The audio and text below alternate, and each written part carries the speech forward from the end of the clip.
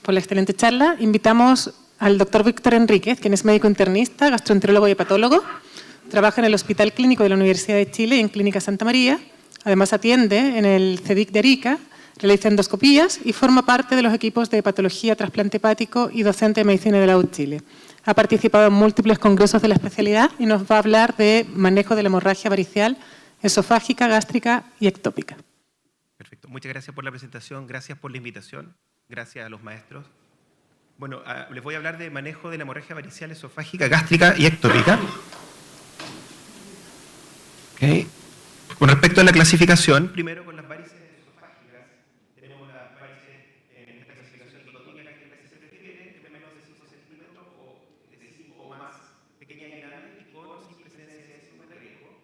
Después las varices gástricas con la clasificación de Sarin, con esta clasificación anatómica que todos conocemos, pero que actualmente se está cada vez prefiriendo más la clasificación de Satt-Cadwell, que toma en consideración los efluentes venosos y también, sobre todo, la presencia de chant gastrorenal, que es importante para el tratamiento, como vamos a ver. Y las varices ectópicas que, la verdad, no tienen una clasificación compartida, pero podríamos hablar de aquellas que son más frecuentes y aquellas que son más raras, incluso con descripción de casos en algunos de estos.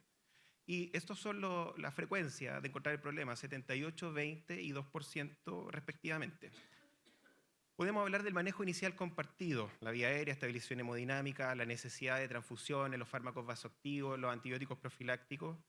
Con respecto a la vía aérea, importante, no se recomienda la intubación de forma sistemática en casos puntuales con hemorragia masiva, inestabilidad hemodinámica o compromiso de conciencia significativo, y no olvidar que hay que extubar tan pronto sea posible. Con respecto a la estabilización hemodinámica, no todos la requieren, se prefieren los cristaloides y debe ser dirigida por meta, y no olvidar que la albúmina no tiene un rol rutinario en este escenario. Con respecto a los hemoderivados, los glóbulos rojos también con metas. Cuando es menos de 7, en la mayoría de los casos, con una meta peri 7 para evitar la sobrecarga. Y podemos considerar el umbral un poquito más alto en comorbilidades cardiovasculares e inestabilidad hemodinámica. Con respecto al plasma fresco y crioprecipitado, no mejoran la hemostasia. No olvidemos que el INR no predice el sangrado en cirrosis, casos particulares con hemorragia persistente, coagulopatía severa. Y esto también es válido para las plaquetas profilácticas. Este famoso valor de 50.000 no es válido o no hay evidencia que lo sustente en hemorragia digestiva varicial. Se puede considerar en estas excepciones que les muestro acá, trombocitopenia severa de menos de 30.000 con sangrado persistente, procedimientos de alto riesgo y sepsis o falla renal concomitante. Que sí tiene mucha evidencia y ha cambiado el escenario son el inicio precoz de los fármacos vasoactivos, en nuestro medio la terlipresina, no se olviden que también existe el octreotide y la somatostatina, por 2 a 5 días, y la profilaxis antibiótica. También se extracciona en nuestro medio con esta duración de 2 a 5 días, hasta 7 días en algunas guías también, individualizar el tratamiento. No olvidar también considerar los gérmenes previos, las alergias a medicamentos, la microbiología local también hay que tener en consideración. ¿Qué hay con respecto a las herramientas que tenemos para tratar esto? Tenemos herramientas endoscópicas que básicamente con estas tres que están acá, ligadura, inyectoterapia con cianoclerato y escleroterapia, podemos controlar casi siempre la mayoría de los problemas que tienen solución endoscópica, pero hay otras, como ven acá, los polvos hemostáticos, los clips, la inyección de trombina, la endosonografía también puede tener un rol.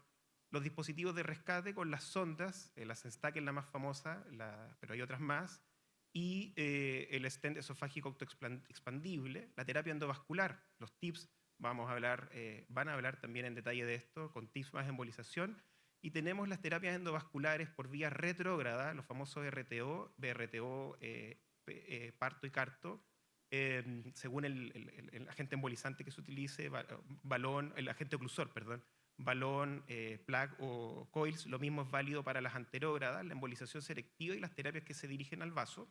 Y los tratamientos quirúrgicos. Existen también la esplenectomía, los shunts, la devascularización, hay resección segmentaria de varices ectópicas en intestino y la ligadura selectiva de colaterales. Pasemos entonces varices esofágicas, ¿ok? La endoscopía, luego de la estabilización, ojalá antes de las 12 horas. La ligadura acá tiene un rol principal, es mejor que la escleroterapia, mejor riesgo de recidiva, menos prevalencia de complicaciones. Y no hay diferencia, sí, en mortalidad. y la escleroterapia con los distintos agentes esclerosantes son particularmente útiles en los escenarios de úlceras postligaduras y también en estas varices que han sido ligadas múltiples veces que no se retraen, también tiene un rol con distintos agentes esclerosantes. En nuestro medio, el más utilizado, el polidocanol. ¿Qué hay con respecto a las terapias puentes, donde tenemos que quemar los puentes, ¿no es cierto? Los polvos hemostáticos nos sirven como terapia puente, los stents autoexpandibles nos dan un espacio de 2 semanas para estabilizar al paciente, y también tenemos las sondas, ¿no es cierto?, en los lugares donde hay menos recursos, se pueden utilizar, nos dan un espacio ojalá de no más de 24 horas por el riesgo de perforación, las enstaquen con 2 orificios, y no olvidar que la de Minnesota tiene un punto de succión antes del esófago.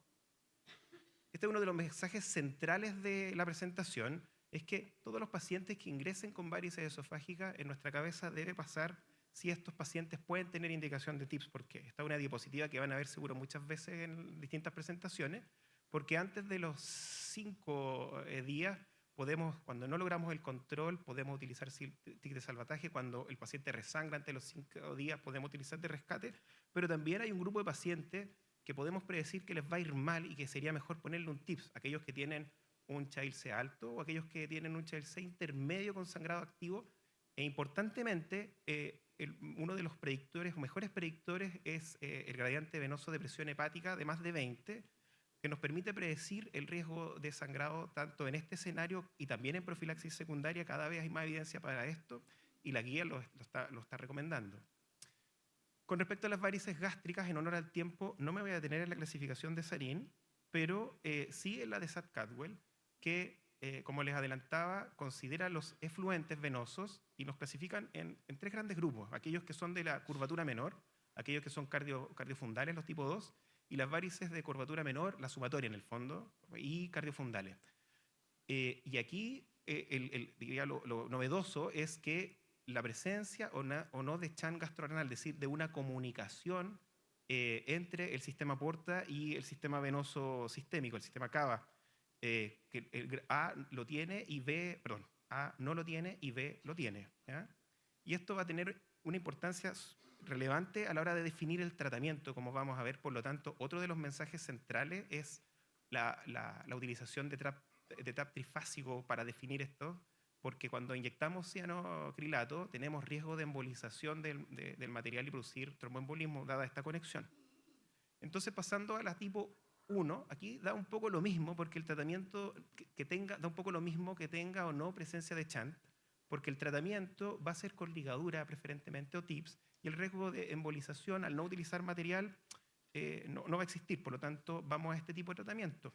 Cuando tenemos las tipo 2A, aquellas que no presentan Chant, podemos inyectar cianocrilato, que es la terapia de elección con tranquilidad, porque el riesgo de embolización es muy bajo. Y en las tipo, cuando son cardiofúndicas y presenta Chant, aquí es donde cambia la cosa. Aquí es donde tenemos que utilizar la terapia por radiología intervencional. La obliteración transvenosa retrógrada en este caso es una de las principales alternativas. Lo que ven en la imagen es un balón con inyección de contraste que está ocluyendo el Chant, y ven cómo con el contraste se representa las varices gástricas, ¿no es cierto? Bueno, y después tenemos la tipo 3, cuando no tenemos la presencia de Chant, también podemos utilizar cianocrilato con tranquilidad cuando tenemos esta mezcla, porque no hay riesgo, y podemos utilizar también los TIPS con embolización trans-TIP. En el fondo, esta es una embolización anterógrada, nos metemos directamente al sistema venoso sistémico, portal, y podemos embolizar de esta forma. Y por último, tenemos el mayor de los problemas cuando tenemos varices tipo 3B, que son las que tienen en curvatura menor, cardiofundales, con presencia de Chant, y aquí la verdad es una decisión individualizada, donde las distintas terapias deben ser definidas, cada una de ellas tiene cabida, y el orden para aplicarlas se debe definir caso a caso. Algunas palabras con respecto a las varices ectópicas. Las más frecuentes son las que aparecen acá: rectales, duodenales, yeyunoileales, colónicas y periostomales. Las más raras, ahí se las dejo. Son tantas que la verdad podemos dar algunas ideas generales para todas ellas. 2 cosas: una endoscopía urgente para caracterizar la localización exacta, y los estigmas de sangrado y los estudios imagenológicos contrastados para definir la anatomía vascular de forma correcta. Para nuestra tristeza, la terapia endoscópica no tiene un rol protagónico acá. En pocos casos logra controlar el sangrado y las distintas alternativas están. Una excepción es las varices duodenales y rectales con inyección de cianocrilato, donde puede ser un tratamiento definitivo, pero aquí las técnicas de obliteración vascular, como les mencionaba, las retrógradas, aquellas que acceden a través del shunt, son buenas para las varices rectales y otras también, y las anterógradas tienen la complicación, no la complicación, pero sino el detalle de que deben atravesar el hígado, ser transhepático, o puede ser también trans-tips, para acceder a los shunt y darle tratamiento definitivo. No olvidar que el TIPS tiene un rol en estas, como ven, un alto control del sangrado de los distintos tipos, pero tampoco un despreciable resangrado al año. Quizás hay que considerar algunos otros tratamientos en dependencia de la variz que estemos tratando. Así que, robando esta diapositiva, los mensajes finales es que la decisión va a ser siempre individualizada, va a depender del paciente si tiene o no tiene cirrosis, el grado de cirrosis, las complicaciones que pueda tener, la anatomía vascular y, por supuesto, la experiencia de cada uno de los centros. Muchas gracias.